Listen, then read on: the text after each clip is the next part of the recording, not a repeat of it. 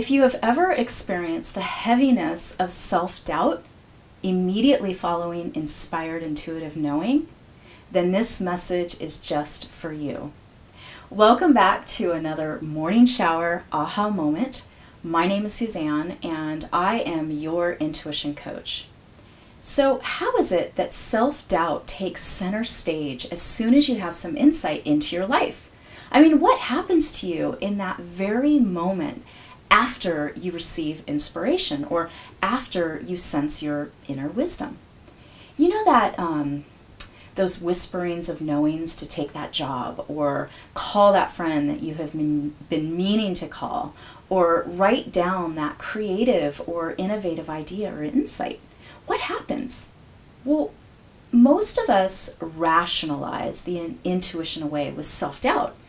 It's like we pop out of our inspired body into our limited and reasonable mind. I mean, self-doubt is like having double vision in our decision-making process. It makes our eyes cross with indecision because as soon as that self-doubt enters the room, our mind and our heart is in conflict. Okay, it's literally like having double vision. You know, our mind's vision in conflict with our heart's vision. So to have clear vision instead of double vision or doubt, you have to have your attention on the thing that you do want rather than the thing that you don't want, right? You can't have your attention on two different things at one time.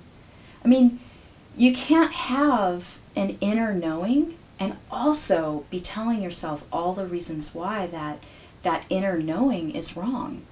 I mean, you know, science tells us that a particle can be in two different places at one time, but it is our attention and intention on that one particle that makes the strongest impact on the particle.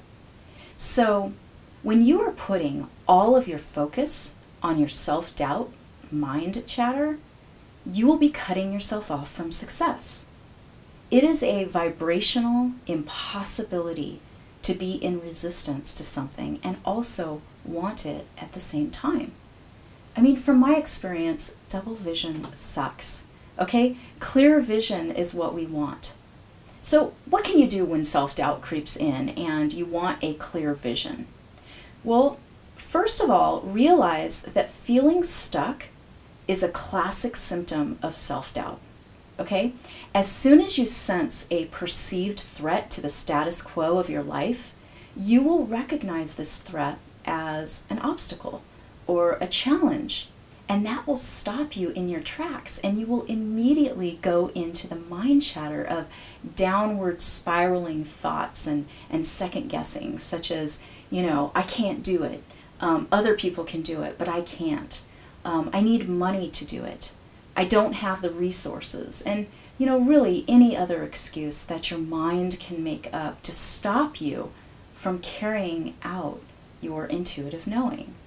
So the medicine to self-doubt is courage, okay? Now, before you throw up your hands and say, dang, you know, I wanted a better magic pill than courage, please hear me out, okay? What I'm going to say isn't fun, but the only way through self-doubt is through the courageous heart. Being vulnerable to not being perfect, not getting it right the first time, not having it all laid out in a cookie-cutter plan. Self-doubt lives in the mind. It's the mind that tricks the energetic heart. Okay? Courage lives in the energetic field of the heart where inspiration and intuition comes from. Okay? The ability to be vulnerable and raw. So a little something that you may or may not know about your body is that your mind will keep you stuck, but your body's impulses will put you into action. Okay? If you can get your body in action immediately after you have received intuitive guidance, you will be primed to actually follow through on your heart's desires. Okay, so putting your body in action can look like taking a walk, writing your thoughts on paper. I mean, anything to get you in action so that your mind doesn't take over and put you in a brain freeze, okay? I want you to get into the habit of the brain serving your heart's desires, not the other way around. So the medicine to cure self-doubt is to have the courage to do something, anything, even if it is a small step in the direction of your heart's desire. And a few questions I want you to ask yourself right now are you willing to be vulnerable? Are you willing to make mistakes? Are you willing to experience your true self-worth, your strength, your ability to shine your brightest light? Okay. Another secret to vulnerability is that it doesn't have to be scary. You can laugh at yourself along the way. And the best people in life appreciate authenticity over perfection.